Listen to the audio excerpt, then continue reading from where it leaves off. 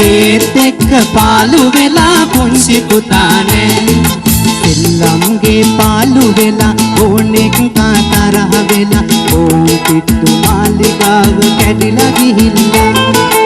ඒත් එක්ක පාළු වෙලා පුංචි පුතානේ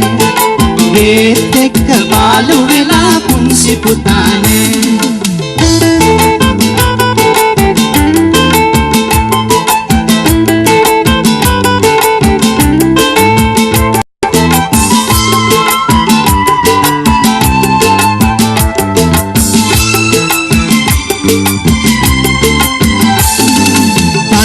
කමට රණ්ඩු කරලා අම්මී එක්ක තරහ වෙලා තාත්තිගේ ඔඩොක්කුවේ උරතලේට වාඩි වෙලා